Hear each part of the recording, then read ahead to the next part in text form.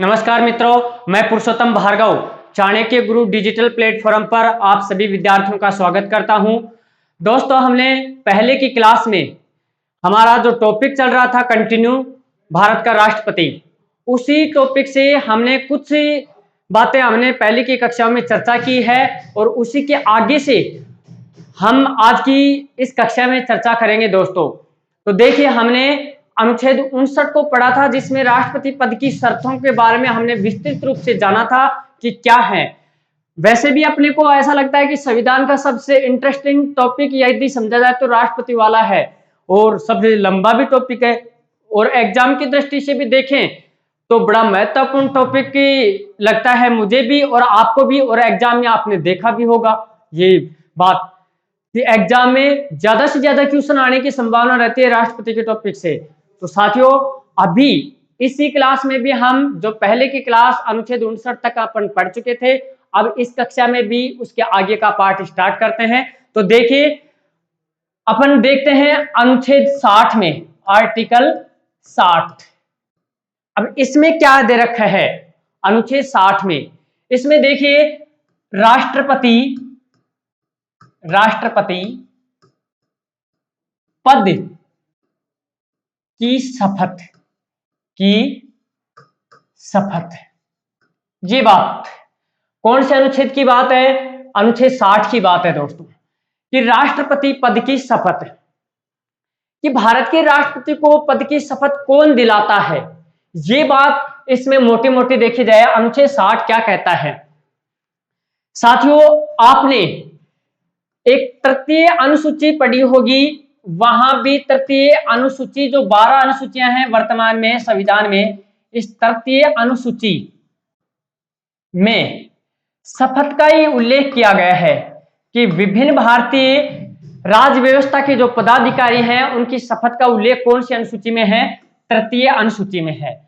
लेकिन प्यारे साथियों, इस तीसरी अनुसूची में 3 लोगों की शपथ का उल्लेख नहीं है। अभी अपन क्लियर कर लेते हैं किसका? राष्ट्रपति, एक है उपराष्ट्रपति, नंबर 2 कौन है? उप राष्ट्रपति, और नंबर 3 राज्यपाल। नंबर 3 कौन है? राज्यपाल। देखिए, इन तीनों की शपथ का उल्लेख इस अनुसूची 3 में नहीं है। प्यारे मित्रों, फिर से देख लेना कि तृतीय जो अनुसूची है, जिसमें विभिन्न भारतीय राज्य व्यवस्था के पदाधिकारियों की शपथ का उल्लेख है, जैसे मंत्री परिषद के सदस्य हो, प्रधानमंत्री हो, आपके राज्य मंत्री परिषद के सदस्य हो, सुप्रीम कोर्ट, हाई कोर्ट, इनके जो भी न्यायाधीश हैं, चाहे मुख्य न्यायाधीश हो या अन्य न्यायाधीश हो, उन सबकी शपथ का उल्लेख कहां पर दे रखा है? तीसरी अनुसूची में दे रखा है। लेकिन साथियों, तीसरी अनुसूची में इन तीनों ही राष्ट्रपति, उपराष्ट्रपति और राज्यपाल की शपथ का उल्लेख नहीं दे रखा है। ये याद रखना है पक्का आपको कि इनकी शपथ का उल्लेख नहीं दे रखा है। अब इनको अपन एक एक को देखना पड़ रहे हैं कि अभी अनुच्छेद 60 क्या है, तो यहां पर क्लियर कर लीजिएगा। कई बार क्वेश्चन क्या आता है कि तृतीय अनुसूची में निम्नलिखित में से किसकी शपथ का उल्लेख है? तो राष्ट्रपति, उपराष्ट्रपति और राज्यपाल दे रखा है, और साथ में दे रखा है संघीय मंत्री परिषद। तो वहां क्या आंसर आ जाएगा? संघीय मंत्री परिषद। प्यारे साथियों, इसमें देखना है कि अनुच्छेद 60 राष्ट्रपति पद की शपथ, राष्ट्रपति को पद की शपथ, राष्ट्रपति को पद की शपथ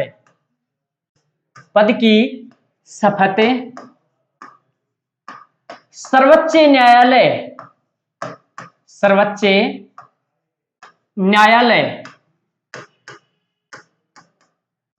का मुख्य न्यायाधीश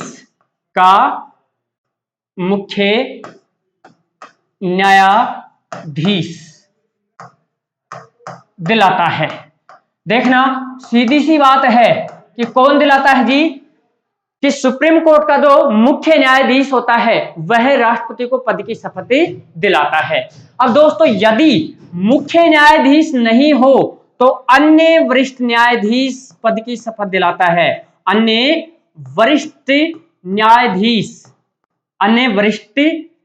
न्यायाधीश क्या करता है? पद की शपथ दिलाता है, न्यायाधीश। देखिएगा, नंबर एक बात इसमें समझना है कि पहले नंबर तो कौन हो जाएगा कि सुप्रीम कोर्ट का चीफ जस्टिस है वो ही पद की शपथ दिलाएगा। यदि किसी कारणवश से सुप्रीम कोर्ट का मुख्य न्यायाधीश नहीं है तो ऐसी स्थिति में दोस्तों सुप्रीम कोर्ट का जो अन्य वरिष्ठतम न्यायाधीश होता है वह राष्ट्रपति को पद की शपथ दिलाता है। देखिए दोस्तों, राष्ट्रपति है, राष्ट्रपति संविधान के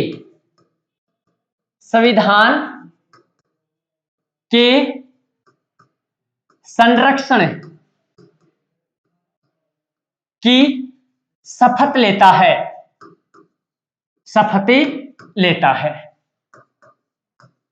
लेता है। ये याद रखना है, संविधान के संरक्षण, प्रतिरक्षण, संरक्षण की ये शपथ कौन लेता है? भारत का राष्ट्रपति अपने पद की जब शपथ लेता है तो संविधान के संरक्षण की शपथ लेता है। अब देखिए दोस्तों, यहां एक फैक्ट है कि सीधा सा हमने देख लिया कि राष्ट्रपति को शपथ कौन दिलाता है? सुप्रीम कोर्ट का मुख्य न्यायाधीश। उसकी अनुपस्थिति में कौन दिलाता है जी?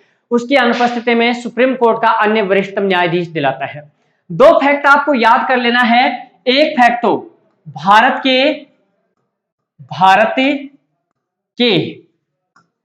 प्रथम राष्ट्रपति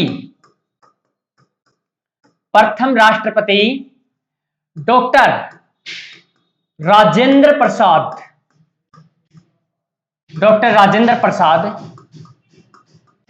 को पद की शपथ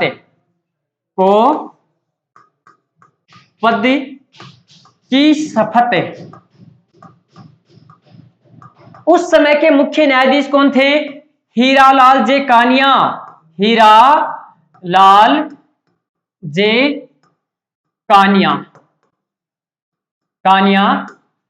ने दिलाई थी।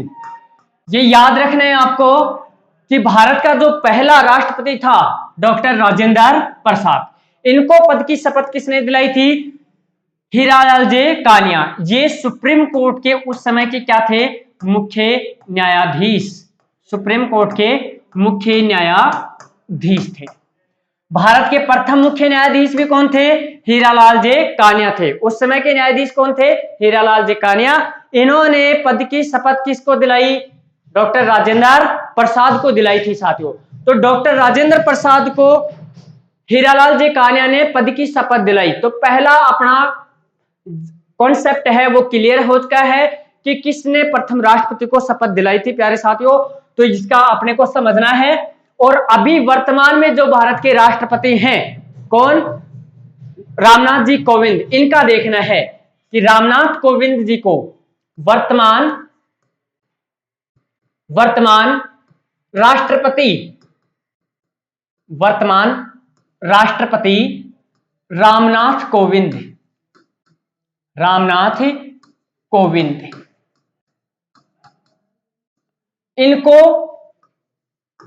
इनको पद की शपथ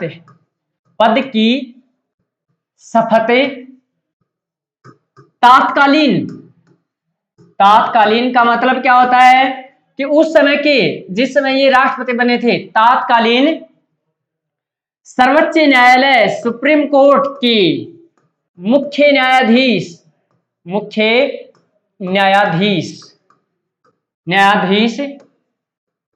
जगदीश सिंह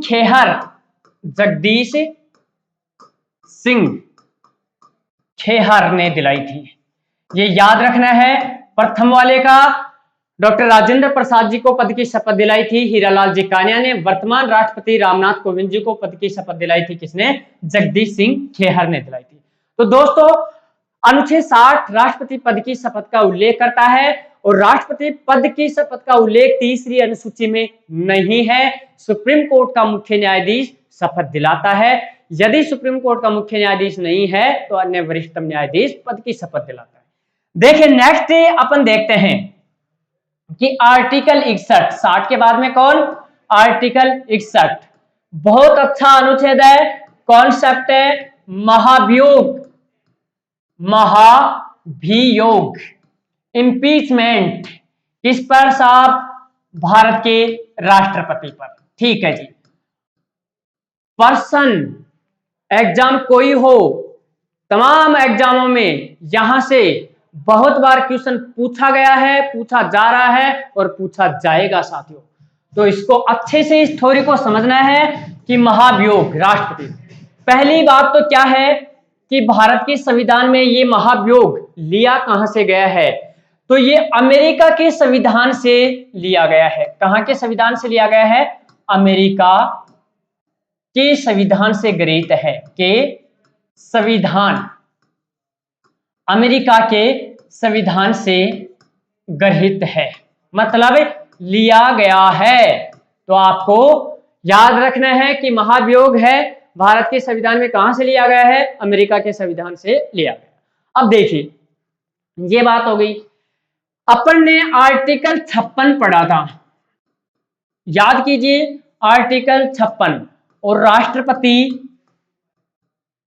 के कार्यकाल, राष्ट्रपति का कार्यकाल का जिक्र होता है कौन से आर्टिकल में? 56 में। इसमें अपन ने बताया था कि 5 वर्ष सामान्यतः कार्यकाल होता है। ये बात अपन ने देखी थी, अनुच्छेद 56 पढ़ा उस टाइम पे। लेकिन प्यारे साथियों कि सामान्यतः कार्यकाल 5 वर्ष होता है राष्ट्रपति पद का, लेकिन 5 वर्ष से पूर्व भी राष्ट्रपति का पद खाली हो जाता है। मैंने आपको बताया था कि मृत्यु हो जाए, या दूसरा नंबर मैंने बताया था कि स्वयं त्याग पत्र दे दे, और तीसरा नंबर जो आर्टिकल 56 का सब क्लोज 1 इसमें बताया था, मतलब सब क्लोज 6 में बताया था मैंने आपको।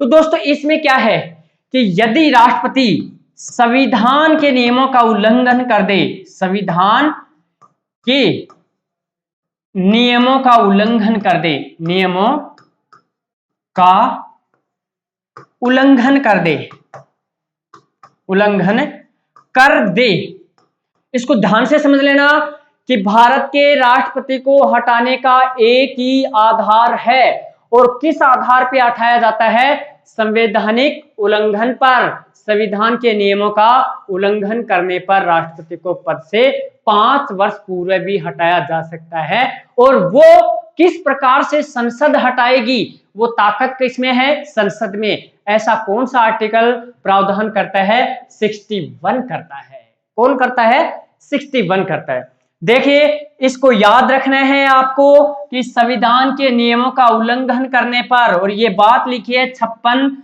ख में लिखा हुआ है कि 56 का सबक्लोज ख ये कहता है कि ये बात कि संविधान के नियमों का उल्लंघन होने पर राष्ट्रपति को 5 वर्ष पूर्व अनुच्छेद 61 में वर्णित महाभियोग की प्रक्रिया से संसद हटा सकती है।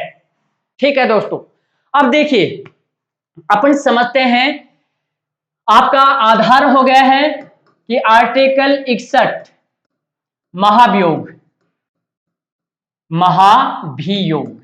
ठीक है, बहुत अच्छे से समझना है, बहुत अच्छा इंटरेस्टेड टॉपिक है ये। देखिए महाभियोग, इसका आधार क्या है कि किस आधार पर हटाया जा सकता है राष्ट्रपति को, किस आधार पर महाभियोग लगाया जा सकता है?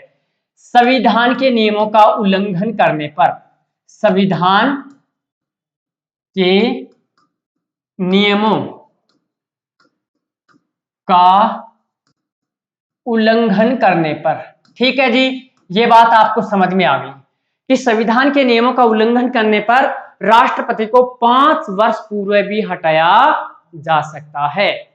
अब प्यारे साथियों, किसी राष्ट्रपति ने मान लो उदाहरण के तौर पर, अब ये प्रक्रिया हमें समझनी है। देखिए ये जो महाभियोग की प्रक्रिया है कि कैसे संसद में ये चलाई जाती है।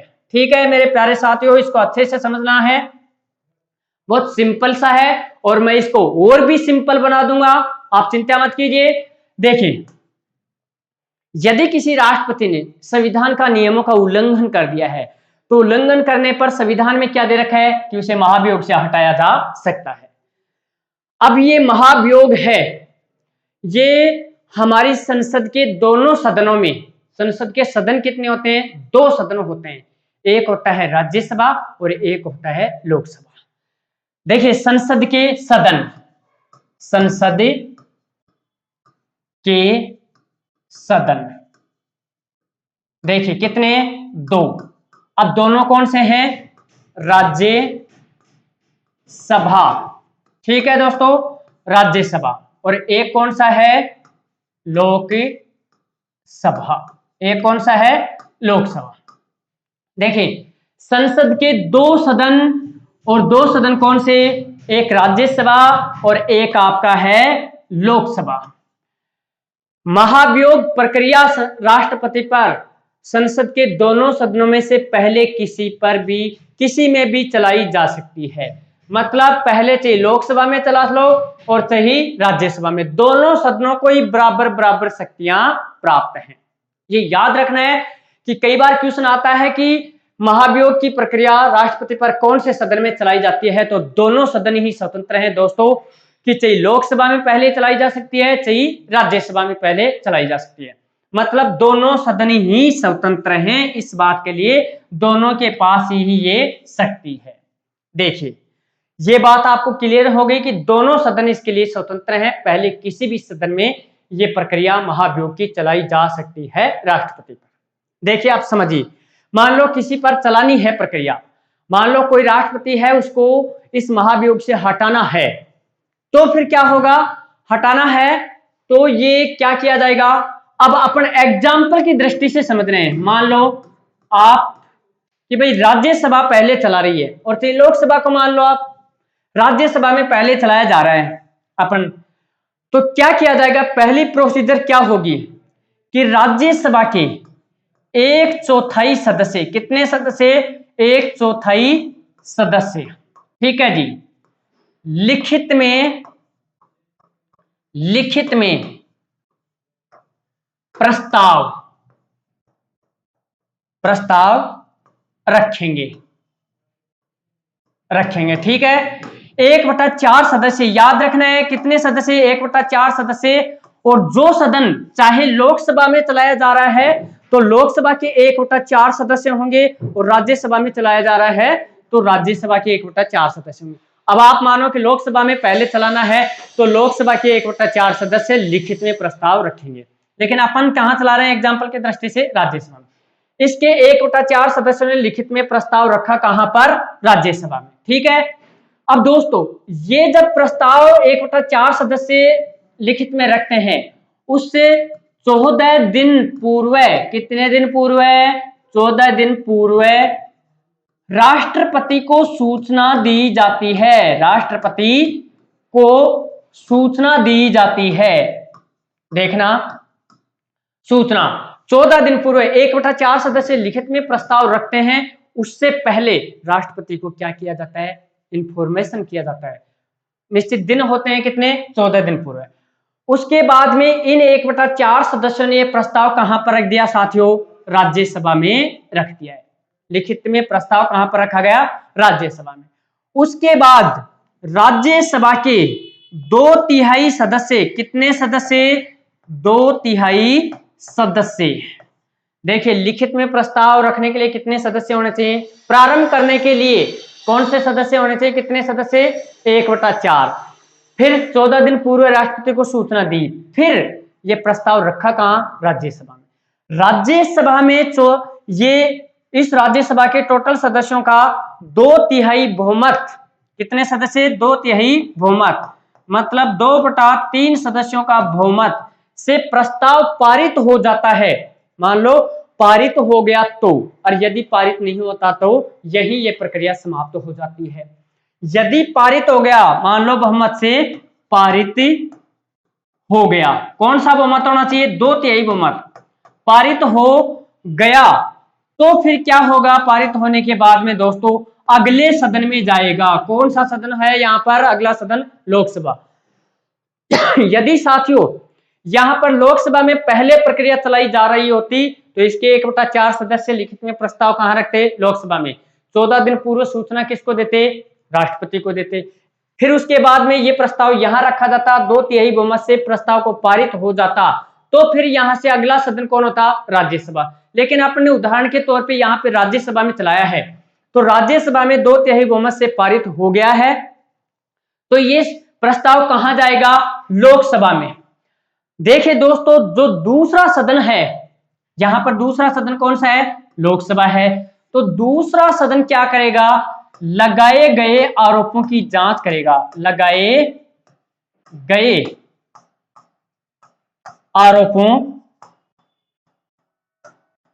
आरोपों की जांच करता है कि कौन से आरोप लगाए हैं, जांच करता है। ये याद रखना, प्रश्न आता है कि राष्ट्रपति पर लगाए गए आरोपों की जांच कौन करता है, तो क्या आएगा आंसर? दूसरा सदन करता है। यहां तो भाई अपन ने उदाहरण पे राज्यसभा ले रखा है तो लोकसभा बोल सकते हैं, लेकिन लगाए गए आरोपों की जांच कौन सा सदन करेगा? दूसरा सदन। देखिए दोस्तों, दूसरा सदन आरोपों की जांच करता है या फिर सुप्रीम कोर्ट, सर्वोच्च न्यायालय के मुख्य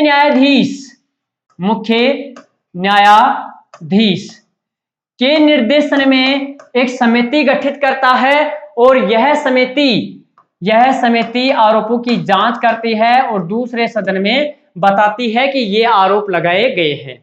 यदि दूसरा सदन भी उसके बाद 2/3 बहुमत से इस प्रस्ताव को पारित कर देता है तो मेरे दोस्तों उसी क्षण तत्काल प्रभाव से राष्ट्रपति अपने पद से हट जाता है और महाभियोग की प्रक्रिया पारित हो जाती है। देखिए साधारण तरीके से बहुत सिंपल सी चीज है यार ये तो। देखिए फिर से सुन लीजिए कि अनुच्छेद 56 का ख ये कहता है कि संविधान के नियमों का उल्लंघन करने पर राष्ट्रपति को पद से हटाया जा सकता है 5 वर्ष पूर्व। ये महाभियोग की प्रक्रिया अमेरिका के संविधान से ली गई है। अनुच्छेद कौन से में? 61 में है। अब इसमें होता क्या है, संसद के 2 सदन होते हैं जिसमें से राज्यसभा और लोकसभा, कि दोनों सदन इस बात के लिए स्वतंत्र हैं कि कोई से भी सदन में यह प्रक्रिया चलाई जा सकती है। ठीक है, अपन ने उदाहरण के तौर पे देखा राज्यसभा में, तो राज्यसभा के 1/4 सदस्य लिखित में प्रस्ताव रखते हैं, 14 दिन पूर्व राष्ट्रपति को सूचना दी जाती है और उसके बाद 2/3 बहुमत से ये पहला सदन यदि बहुमत को पारित कर देता है इस प्रस्ताव को तो अगले सदन में जाता है। अगला सदन लगाए गए आरोपों की जांच करता है और जांच करने के लिए एक समिति गठित करता है। समिति का अध्यक्ष कौन होता है? सुप्रीम कोर्ट का मुख्य न्यायाधीश होता है मेरे दोस्तों। उसके बाद यदि दूसरा सदन भी 2/3 बहुमत से प्रस्ताव पारित कर देता है तो यह राष्ट्रपति अपने पद से हट जाता है। नेक्स्ट क्या बात है इसमें कि दूसरे सदन में राष्ट्रपति, जब यहां पर यह प्रक्रिया चल रही होती है तो दूसरे सदन में राष्ट्रपति स्वयं उपस्थित हो सकता है या अपना वकील भेजकर प्रस्ताव अपना बचाव पक्ष रख सकता है। नंबर 2 बात मेरे दोस्तों, निर्वाचक मंडल पढ़ा था अपने अनुच्छेद 54 में, तो उसमें तो क्या था कि केवल निर्वाचित सदस्य ही वोटिंग करते थे, लेकिन इस प्रक्रिया में महाभियोग की प्रक्रिया में लोकसभा प्लस राज्यसभा दोनों सदनों के निर्वाचित व मनोनीत सभी सदस्य इसमें भाग लेते हैं। निर्वाचित और मनोनीत सभी सदस्य भाग लेते हैं किसमें? इस महाभियोग की प्रक्रिया में। निर्वाचन में तो कौन थे? केवल निर्वाचित सदस्य, वोटिंग में निर्वाचित सदस्य थे, और यहां पर कौन है? निर्वाचित प्लस मनोनीत। राज्य विधानमंडल का, विधानसभा और विधान परिषद का कोई सदस्य इसमें भाग नहीं लेता है। और खास बात, आज तक भारत के किसी भी राष्ट्रपति को महाभियोग से नहीं हटाया गया है। तो दोस्तों ये जो हमारा टॉपिक था महाभियोग का, बड़ा महत्वपूर्ण टॉपिक था और इसमें से क्वेश्चन बनता है। ये अर्धन्यायिक प्रक्रिया भी कही जाती है इसको। महाभियोग को क्या कहा जाता है? एक अर्धन्यायिक प्रक्रिया भी कहा जाता है। तो याद रखना है कि महाभियोग की प्रक्रिया क्या कहलाती है? अर्धन्यायिक प्रक्रिया कहलाती है। तो दोस्तों हमने 2 बातें समझी हैं कि राष्ट्रपति पद की शपथ और राष्ट्रपति को 5 वर्ष पूर्व कैसे संसद के द्वारा हटाया जाता है। ये बातें आपने क्लियर की हैं, बहुत डीप से इस टॉपिक को समझा है हमने, और इससे आगे की बात हम करेंगे अगली क्लास में। जब तक आपको सभी को धन्यवाद।